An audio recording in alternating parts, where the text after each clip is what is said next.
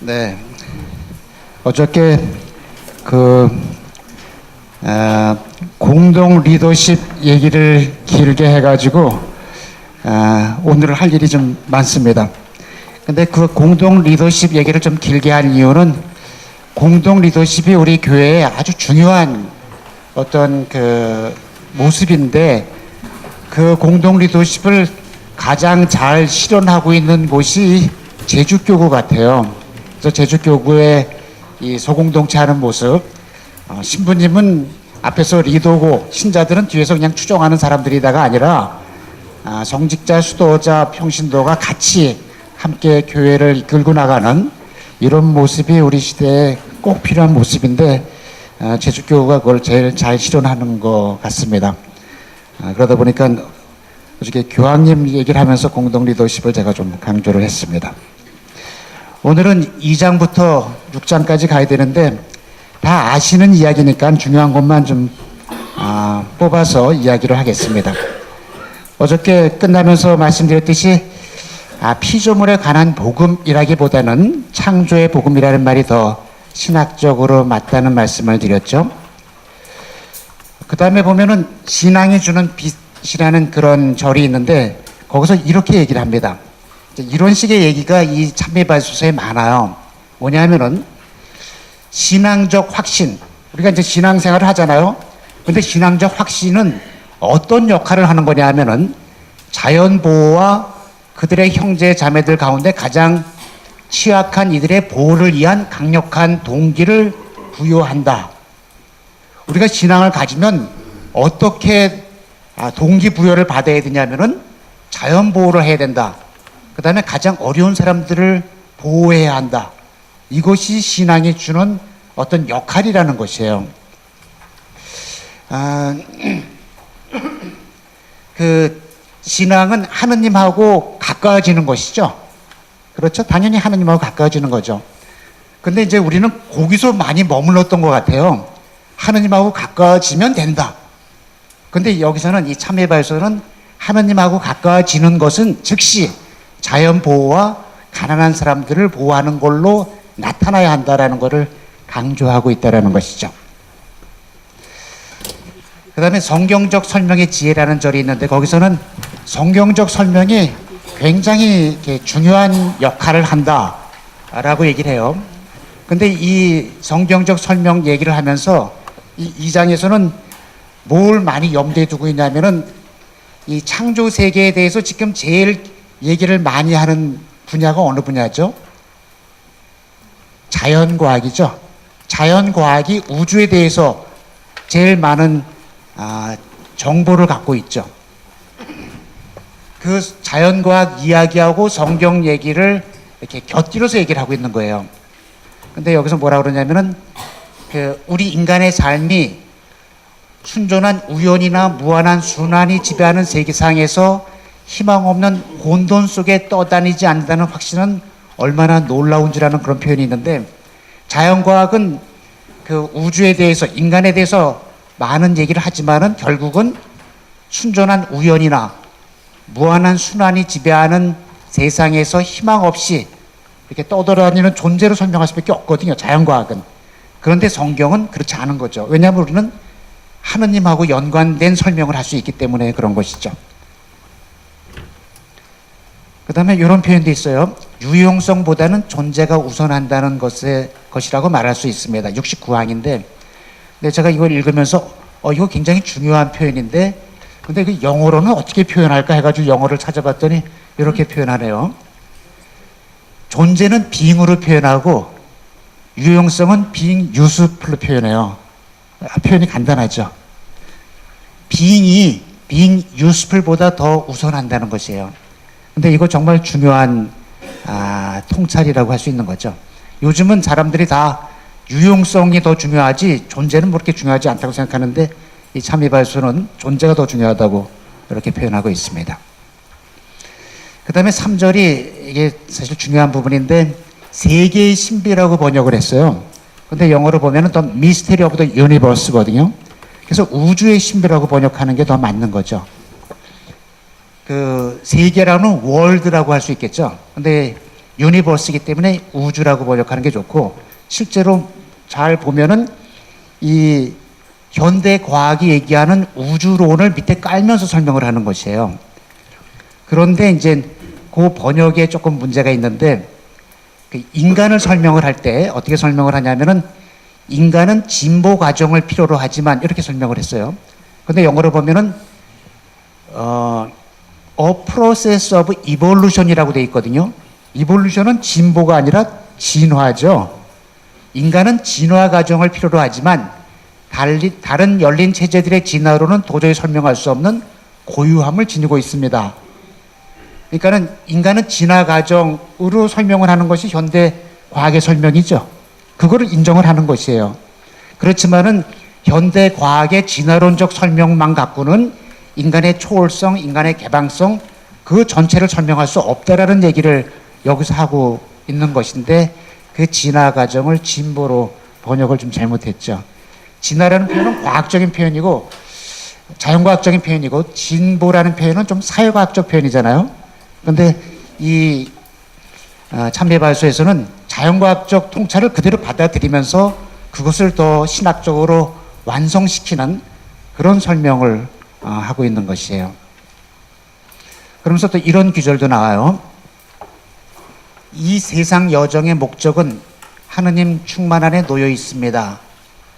근데 영어를 보면은 the ultimate destiny of the universe거든요.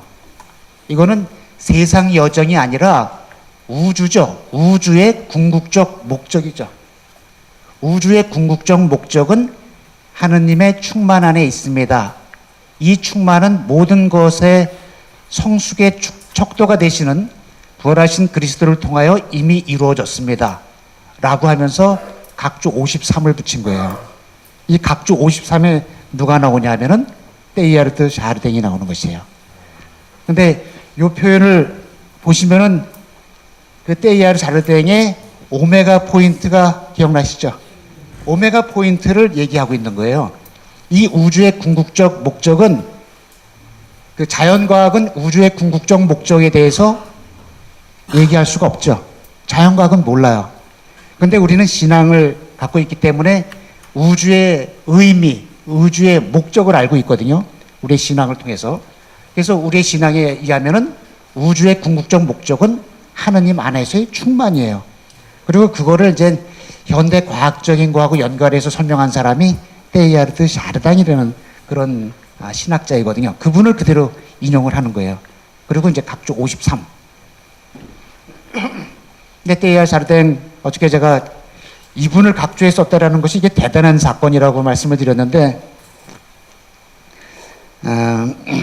신부님들은 다 아시겠지만 신자분들은 테일하르트 샤르당 들어보셨나요? 신자분들은 잘 모르시죠? 이분이 대단한 분이십니다. 이분은 좀 옛날 분이시죠. 1881년에 태어나셔서 1955년, 그러니까 제2차 바티칸 공회 이전에 돌아가셨어요. 근데 이분은 그 신부님이면서, 예수의 신부님이신데, 신부님이면서 고생물 학자예요. 그러니까 아주 세계적인 고생물 학자예요. 고생물 학자다 보니까는 진화론을 인정하지 않을 수가 없죠. 이분이 북경 원인이라고 들어보셨죠? 그 북경 원인을 발굴하는 데에도 아주 주도적인 역할을 하셨던 세계적인 고생물 학자신데, 그러다 보니까는 진화론을 인정하지 않을 수가 없어요. 그러면서 동시에 또 이분은 신부시니까 창조론도 인정을 하는 거죠. 그러면서 이제 창조론과 진화론의 조화를 위해서 일생을 바치신 분이에요. 그래서 우주는 정적인 우주가 아니고 진화하고 발생하는 우주다. 그래서 우주에 대한 설명을 요즘은 코스모스라고 그러지 않고 코스모제네시스라고 그러거든요. 그래서 우주의 진화, 지구의 진화, 생명의 진화, 정신의 진화가 연속성상에 있으며 오메가 포인트를 지향한다라고 이제 설명을 했던 것이에요. 근데 이런 설명이 제2차 바티칸 공회 이전에는 조금 좀 너무 새로운 설명이라고 그럴까요? 그래서 이분이 살아계실 때에는 이분의 이런 신학적 묵상이 들어있는 그런 교회의 허락을 받지 못해가지고 한 권도 출판을 못했어요. 근데 이분이 돌아가시고 나니까는 이분의 그 통찰은 더 이상 교회의 통찰이 아니다, 이건 세상의 통찰이다 해가지고 교회 밖에서 출판을 했죠. 교회 밖에서 출판을 해가지고 많은 분들이 이분 얘기에 공감하고 뭐 이렇게 했어요. 그러니까는 1962년도에 교황청에서, 공회 이전인데 그 교황청 관보라는 게 있어요.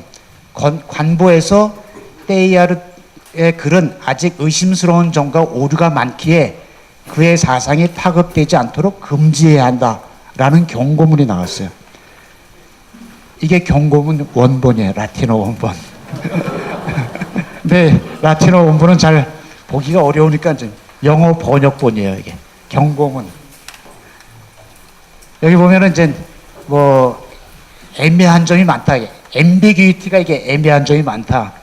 또 시어리어스 에러가 있다. 뭐 이런 것들이 많다는 거예요. 그래가지고 금지해야 한다. 이런 표현이 있어요. 그래서 뭐 모든 교구장들에게, 수도의 장상들에게, 신학교 학생들에게, 대학교 총장들에게 이 대인저가 있으니까, 위험한 게 있으니까는 전파되지 않도록 해라, 이런 게 나온 거예요. 이게 62년도에 나왔어요.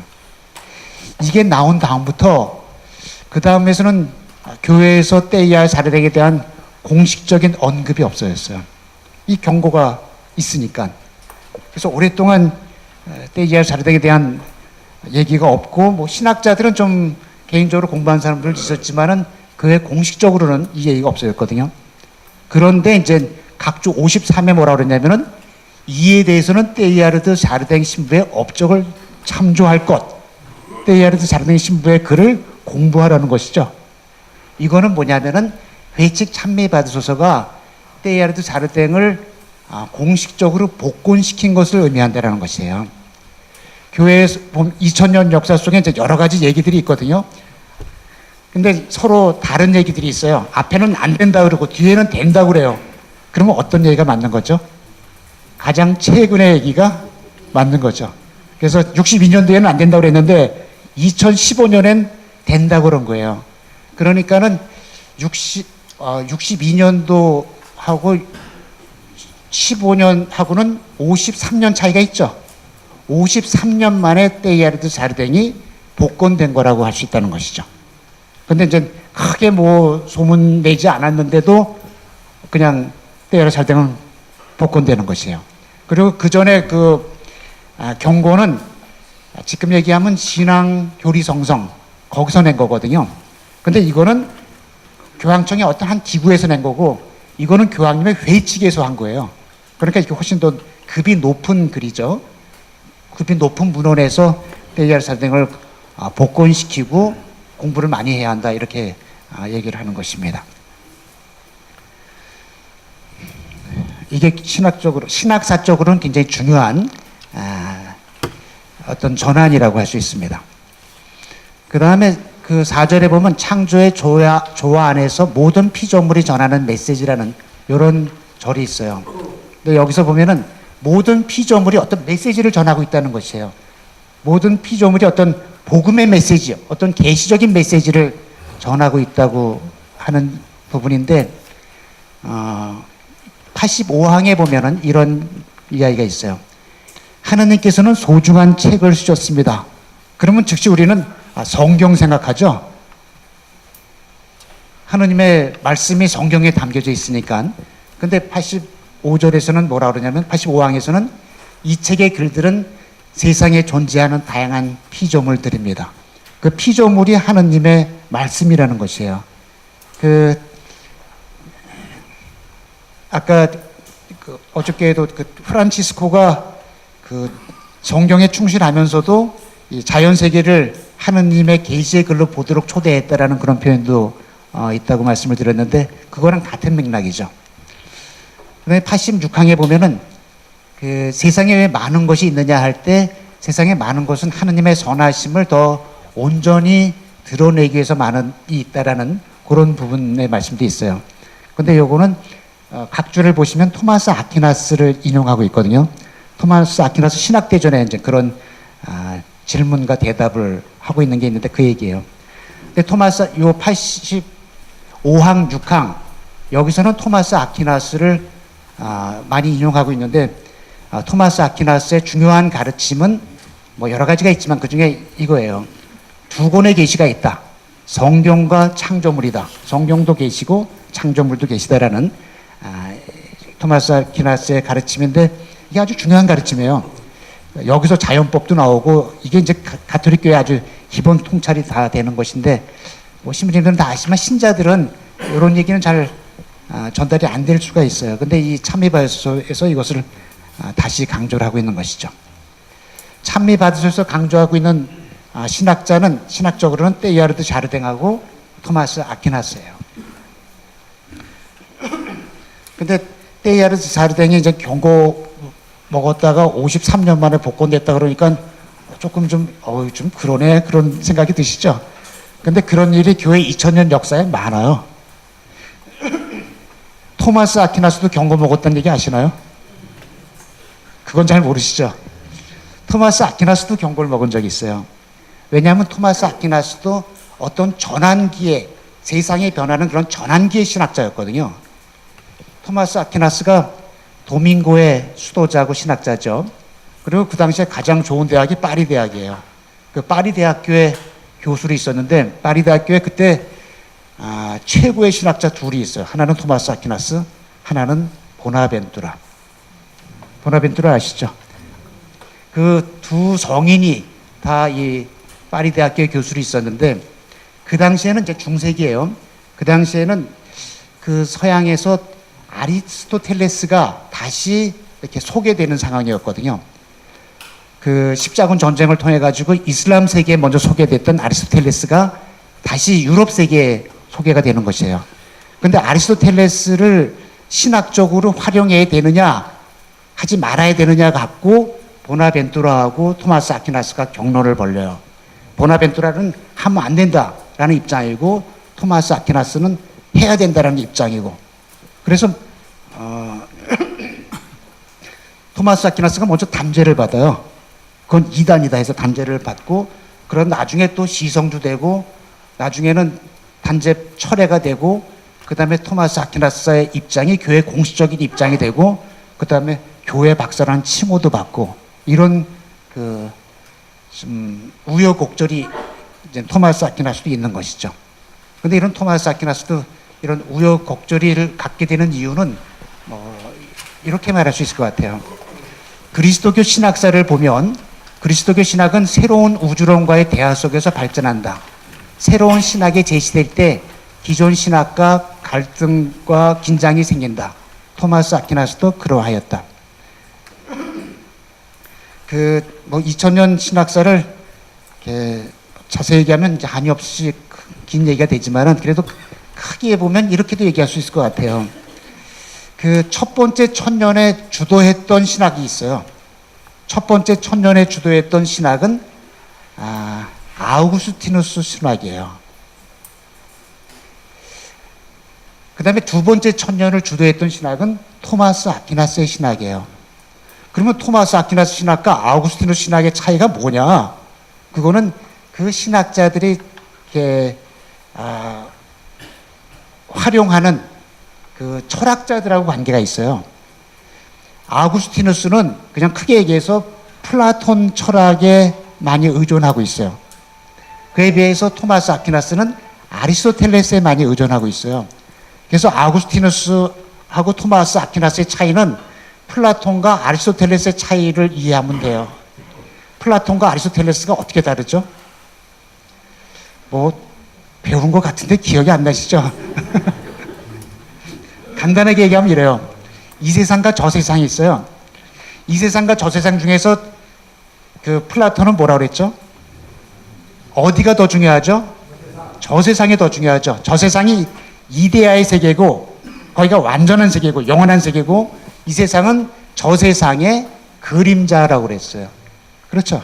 그러니까 이 세상에서는 완전한 게 없고 빨리 이제 저 세상 갈 준비를 하는 게 이 세상에서의 역할이에요. 이게 플라톤 철학이에요. 그래서 아우구스티누스도 그렇게 얘기를 한 거예요. 이 세상은 죄가 많은 세상이고 저 세상으로 빨리 가야 되는 거예요. 그래서 그에 비해서 아리스토텔레스는 이 세상 저 세상 중에서 어떤 세상이 더 중요하죠? 저 세상도 중요하지만 이 세상도 중요하다고 하는 것이에요.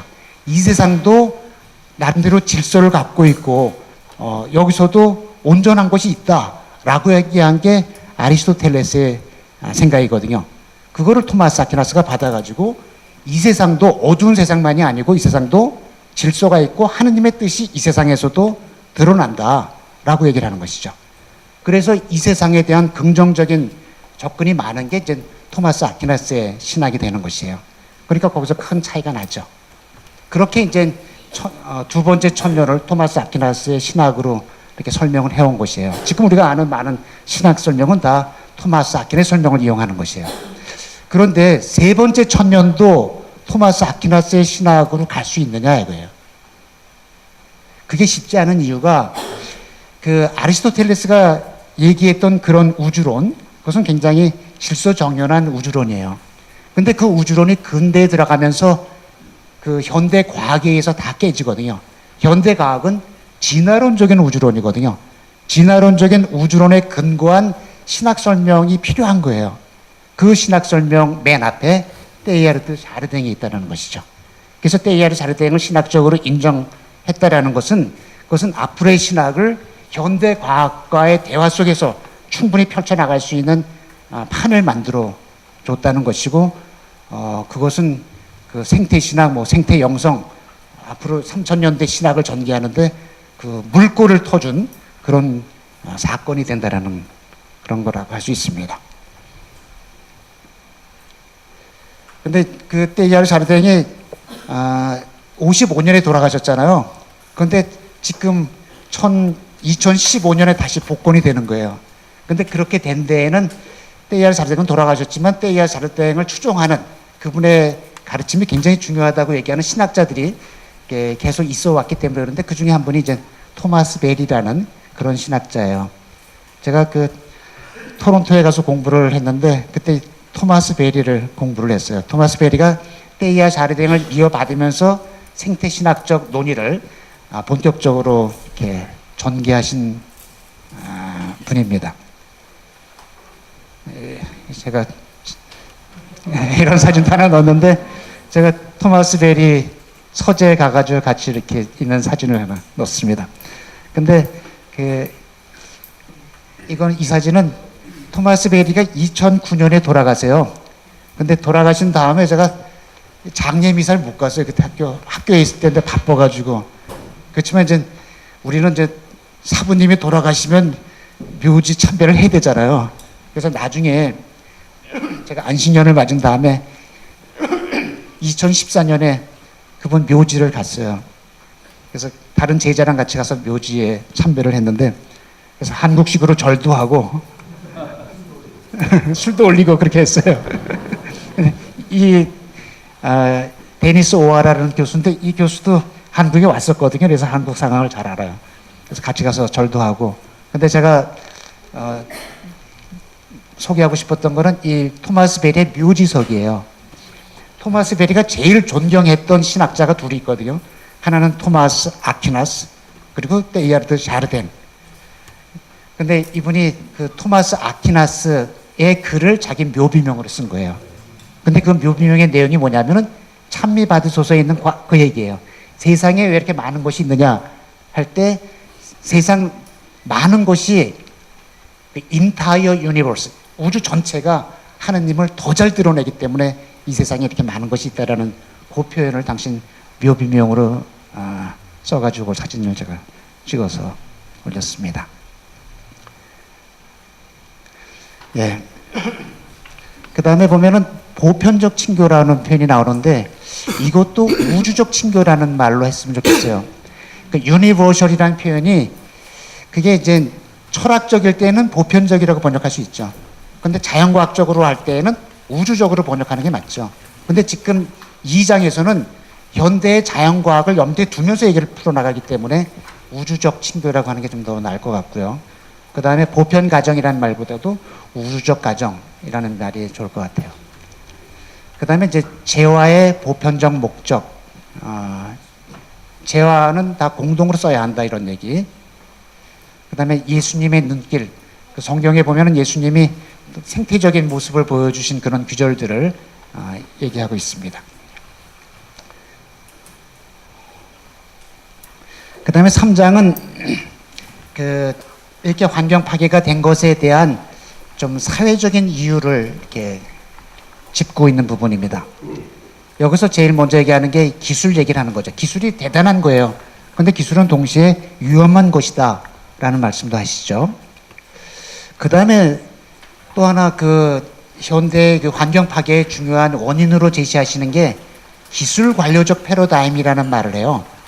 지금 세상을 주도하고 있는 게 바로 이 기술 관료적 패러다임이다 라고 하는 것이죠. 이 테크노크라틱 패러다임이라는 것인데, 그 기술 관료적 패러다임이 어떤 거냐면은 이윤 극대화를 목적으로 하면서 경제와 정치를 지배하고 있는 것이에요. 그리고 기술 관료적 패러다임은 어떤 거냐면은 무한 성장 또는 제한 없는 성장이라는 개념을 받아들여서 경제학자, 금융 전문가, 기술자들이 합작을 해가지고 지구 자원을 무한히 활용할 수 있다는 거짓을 바탕으로 지구를 최대한 쥐어짜는 것, 이것이 기술 관료적 패러다임이 하는 거라는 거예요. 표현이 좀 험하죠. 그렇지만 하여튼 굉장히 중요한 얘기를 하시고 있는 겁니다. 근데 기술 관료적 패러다임을 조금 우리가 알기 쉽게 얘기하자면 제가 보기에는 지금 세상을 누가 잡고 있죠? 지금은 다국적 기업이, 네?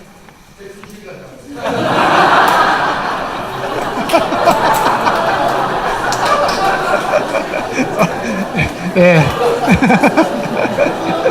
맞네요. 지금 세상을 잡고 있는 거는 그 다국적 기업이라고 말할 수 있죠.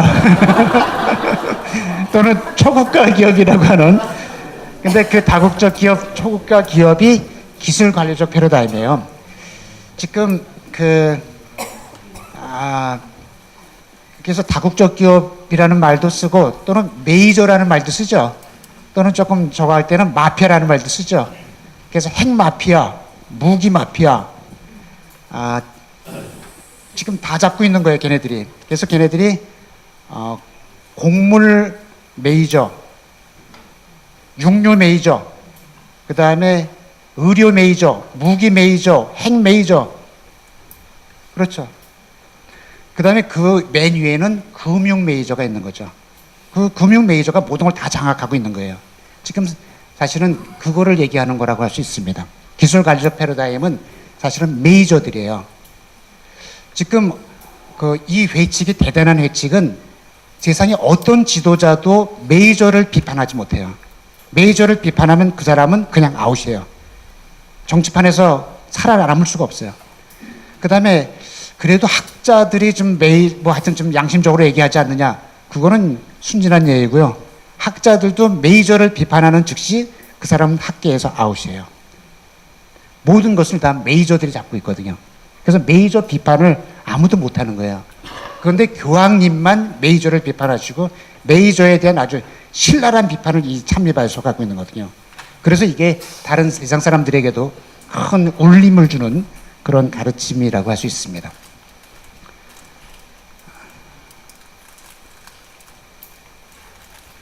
그러면서 이제 금융 메이저, 제일 비판은 금융 메이저도 하시죠. 그래서 금융은 실물 경제를 지지시키는데 그렇게 하지 말아야 한다. 이런 말씀.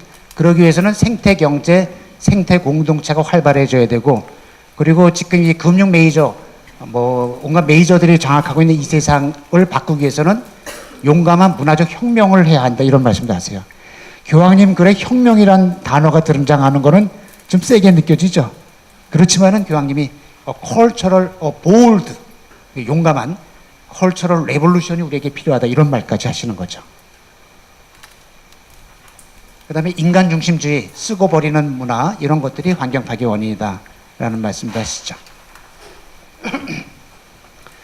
네, 그 다음에 이제 4정, 5장, 6장은 대안인데, 첫 번째 대안은 통합 생태론으로 제시를 하고 계세요. 통합 생태론은 통합적인 얘기들을 교회에서 역사에서 여러 번 얘기를 했었던 얘기고요. 모든 것이 다 연결되어 있다라는 그런 얘기죠. 그래서 환경, 경제, 사회 이런 모든 것이 다 연결되어 있다. 통합 생태론이라는 표현을 보고 사실 저는 굉장히 놀랐어요.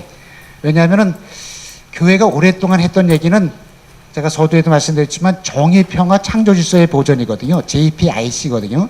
그래서 교황님도 JPIC를 얘기하실 줄 알았어요. 근데 JPIC 얘기는 안 하시고 JPIC를 그 통합생태론이라는 표현으로 바꿔서 말씀을 하시는 것이에요. JPIC는 교회 용어거든요. 좀 교회가 오랫동안 썼던 말이에요.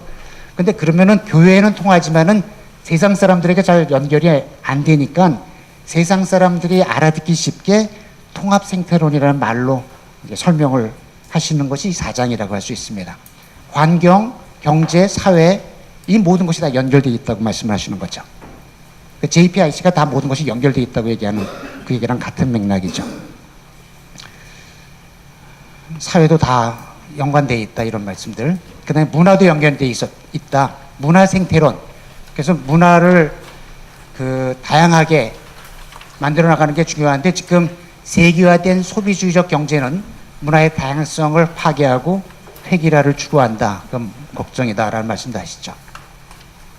그 다음에 일상생활의 생태론. 우리가 살아가는 매일매일의 생활 속에서 생태계를 이루고 살아가는데 그때 인간답게 살아가는 것.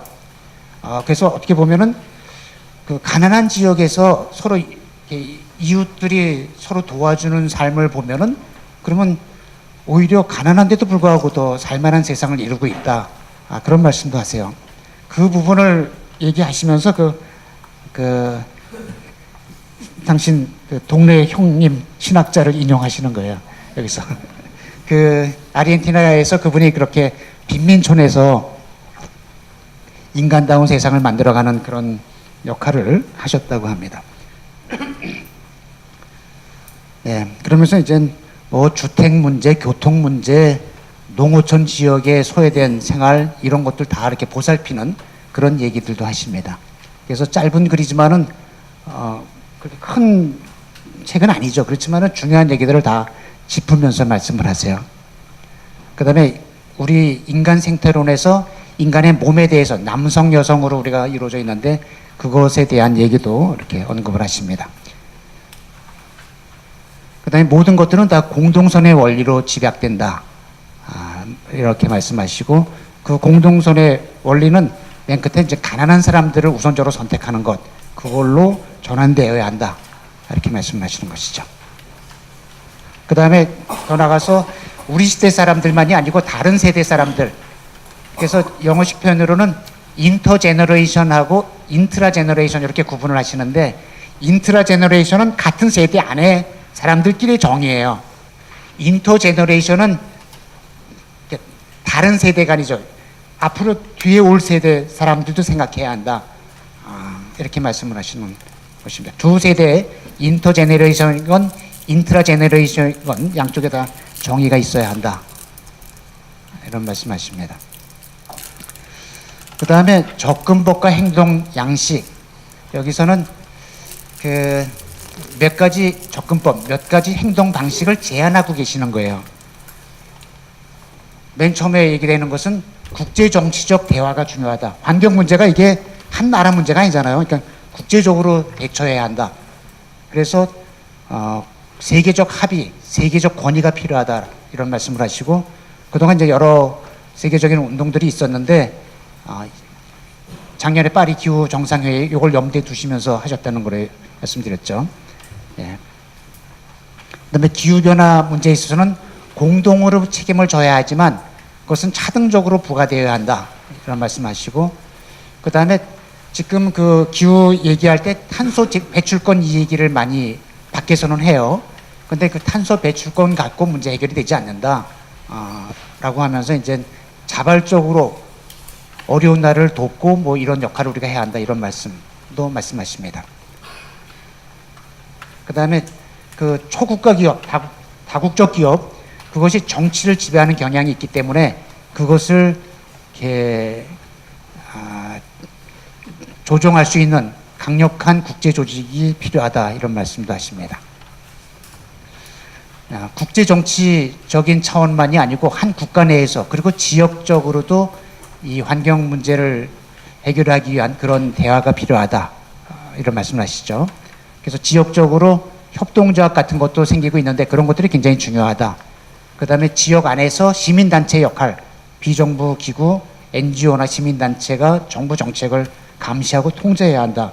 이런 말씀도 하십니다. 그 다음에 정책 결정 과정의 대화와 투명성, 환경 영향 평가를 하게 돼 있죠. 환경 영향 평가를 제대로 해야 한다. 이 참여발서가 나온 다음에 우리나라에서 환경 영향 평가원이라는 게 있어요. 거기서 저한테 연락이 와가지고 이 참여발서 좀 설명 좀 해달라고 해가지고 가서 이야기한 기회가 있었는데, 거기서 이제 뭐 참여해서 좀 얘기를 하고 이제 특별히 이 부분을 얘기를 했더니 그 말씀이 다 맞다고, 정말 자기들도 그렇게 하려고 한다고 하는데 압력도 많이 받는다고 그런 얘기도 하더라고요.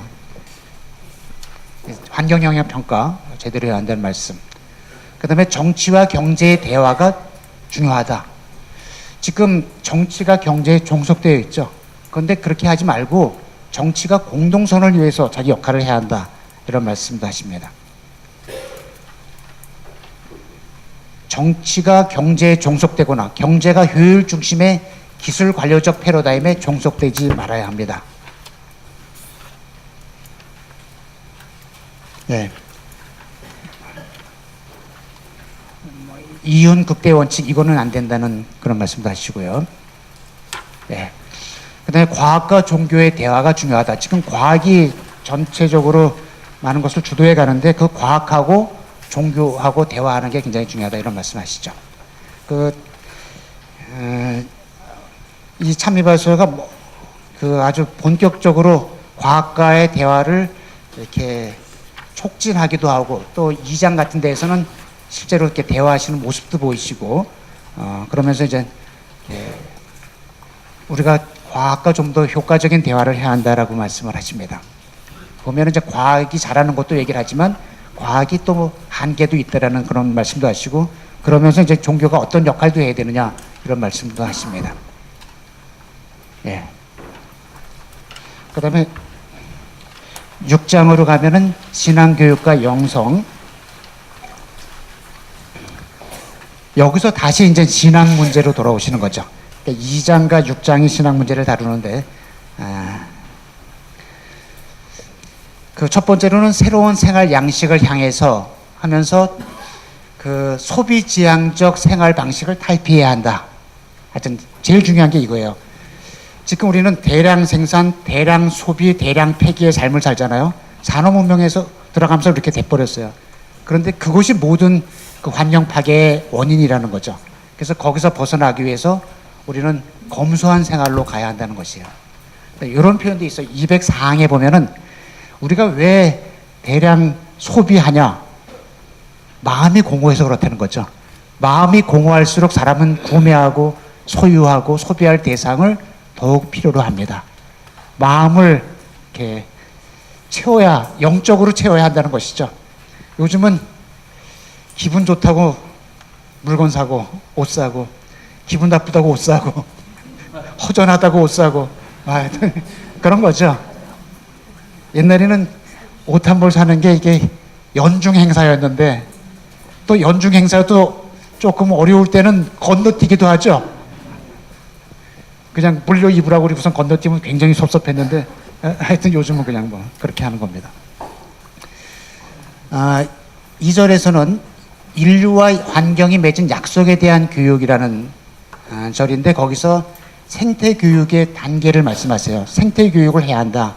그런데 생태교육이 3단계로 제시가 되고 있습니다. 1단계는 의식화 단계예요. 문제가 뭐냐? 그래서 그 정보 공유하고 문제를 의식하는 거예요. 근데 2단계는 문제의 원인을 살펴보는 거예요. 그것은 사회적 단계라는 표현이 되어 있는데, 문제가 어디에 있냐 하면은 근대적 사고방식에 있는 것이에요. 산업물질적 생활 방식에 있는 거예요. 그게 이제 근대주의 신화에 근거하는 건데, 그런 것들에 대해서 비판하는 안목을 길러야 한다는 것이죠. 그래서 개인주의, 무한한 진보, 지금 우리가 무한한 진보가 가능하다는 생각에 이렇게 도취하고 있는데 그것은 틀린 거라는 거죠.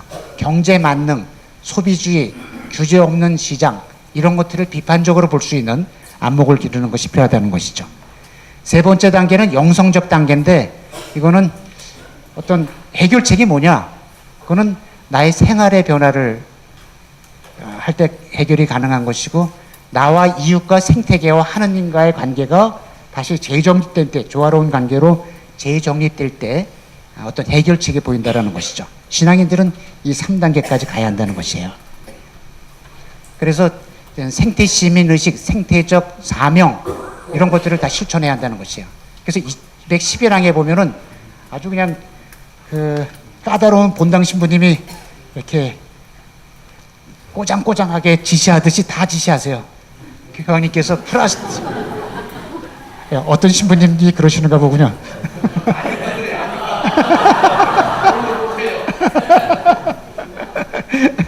플라스틱이나 종이의 사용을 삼가고 물 사용을 줄이고 하여튼 이렇게까지 불필요한 전등을 끄고 이런 걸 해야 한다는 거예요. 근데 이렇게 조그만 것들이 뭐 세상을 바꿀 수 있냐 할지 모르지만은 이렇게 조그마한 노력으로도 세상을 바꿀 수 있다는 것이에요. 형님 이런 말씀하시죠. 이러한 행동은 세상에 선을 퍼뜨려 우리가 가늠할 수 있을 것보다 훨씬 더 많은 결실을 가져옵니다. 이 표현이 저도 그냥 지나갈 듯 했는데, 제가 작년에 저기 갔었다 그랬잖아요.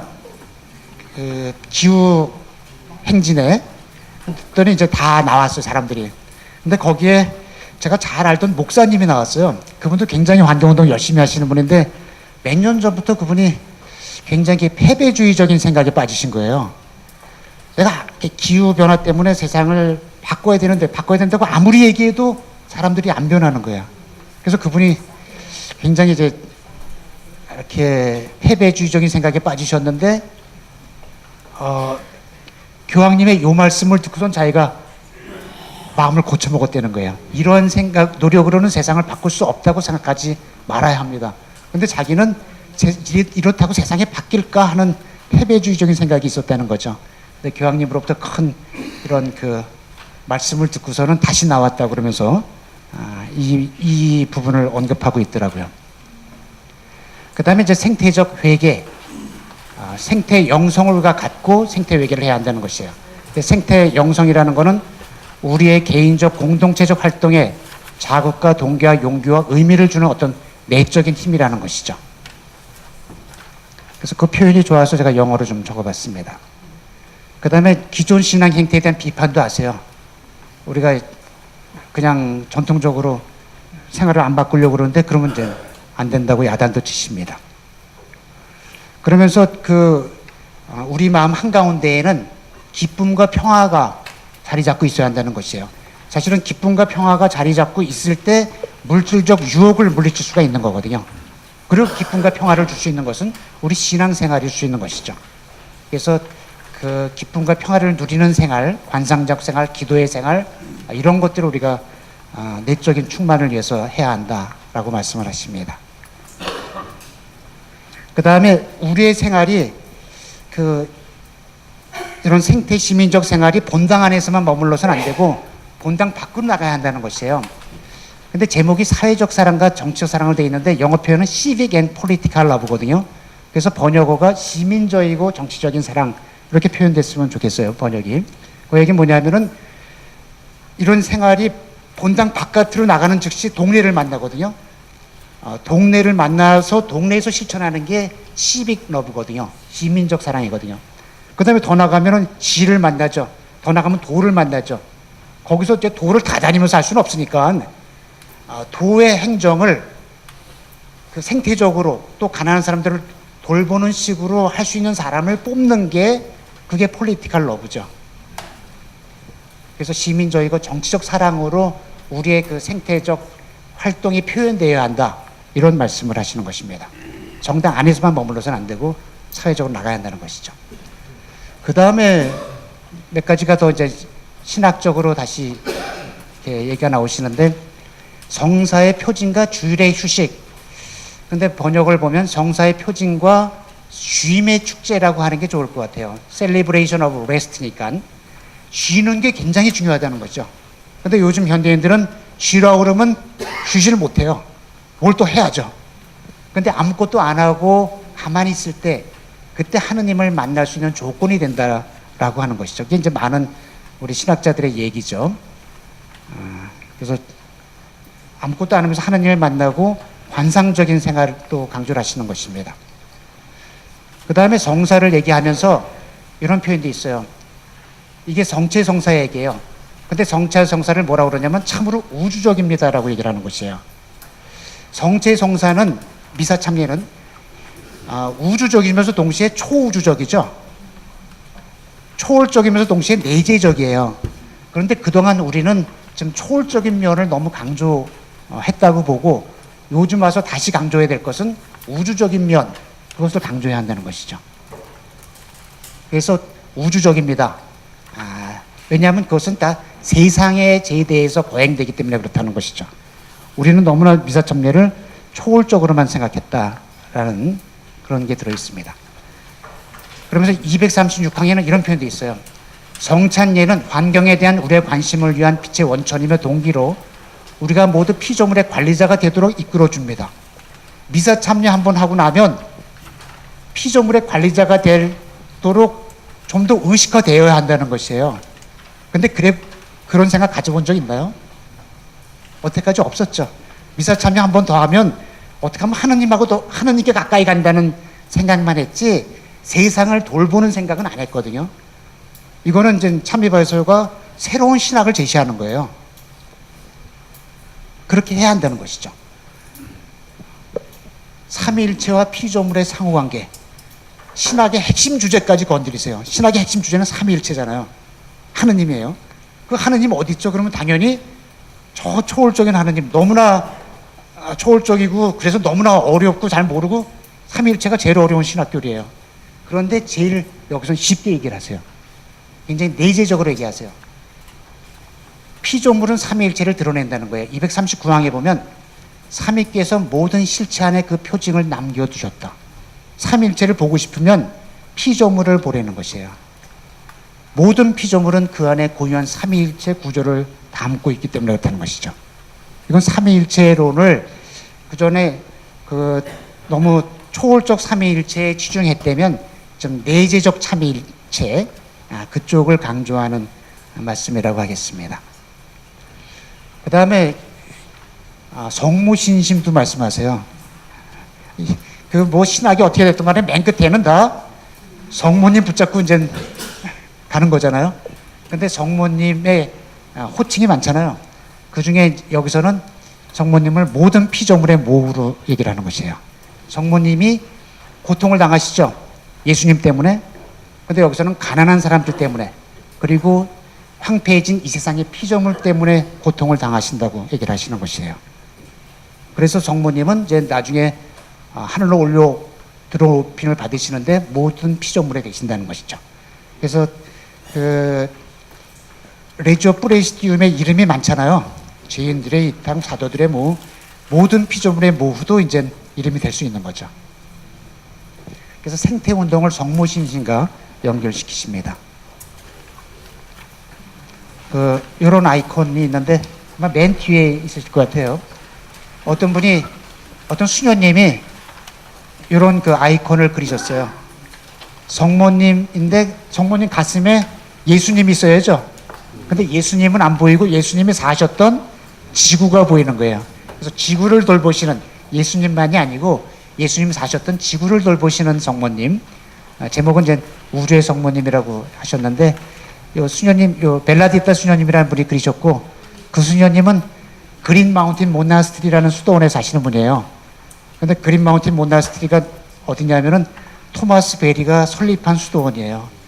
아까 제가 묘지 같다 그랬잖아요. 그린 마운틴 모나스트리에 그 묘지가 있어요.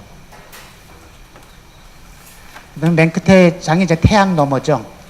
우리가 이제 이 세상의 공동의 집에 살지만 맨 끝에는 Our common home in heaven. 하늘나라에 있는 공동의 집을 향해서 또 가는 거죠. 그때까지 노래하면서 갑시다. 이렇게 하시는 게 끝부분입니다. 이게 회칙이고요. 근데 이제 이 회칙으로만 끝낸 게 아니고 교황님께서는 이 회칙을 신자들 신앙생활 한가운데 이제 이렇게 실천되도록 또 방침을 마련하셨어요. 그래서 작년 8월 6일 날 교황님께서는 피조물 보호를 위한 기도의 날이라는 것을 제정을 하셨는데 9월 1일을 피조물 보호를 위한 기도의 날로 제정하시고 모든 신자들에게 이날은 기도를 바쳐라 해가지고 기도 바치는 방식까지 독서는 뭐라고 기도문은 뭐라고 뭐 이런 것까지 다 제시를 해주셨습니다. 그래서 매년 이거를 지내라고 그러시는데 9월 1일 올해 나온 걸 보니까 9월 1일 날만 할 게 아니고 9월 1일부터 10월 4일 사이에 피조물 보호를 위한 기도를 바쳐라 라고 나와 있습니다. 10월 4일은 프란치스코 축일이죠. 그래서 이제 이것이 실행되면서 신자들도 환경 문제가 신앙생활의 핵심적인 과제라는 것을 느끼게 될 것 같아요. 이건 동영상인데 기도의 날을 제정하시면서 만든 게 동영상인데 넘어가고 그 다음에 제 생각에 환경운동을 좀 더 효과적으로 하기 위해서는 모든 신자들이 다 환경운동을 해야 되지만 그래도 환경운동을 하는 조금 전문 부서가 있으면 좋지 않겠는가. 그래서 사목협의회 안에 환경분과가 있으면 좋겠고 환경분과 안에 생태사도직 단체 하늘땅 물벗을 하나 만들면 좋지 않을까 생각이 있습니다. 그래서 사실은 이 얘기가 나온 거는 주교님께서도 말씀하셨지만 25년 전부터 얘기가 있었는데 실제로 단체로 설립된 거는 지난 10월 4일 날 서울교구에서 하늘땅물 창립대회를 했어요. 그래서 이제 본격 각 교구에, 각 본당에 또 각 교구에 하늘땅 물벗을 이렇게 설치해 보도록 이렇게 노력할 예정입니다. 하늘땅 물벗이 제주도에도 있죠. 하늘땅 물벗 펜션.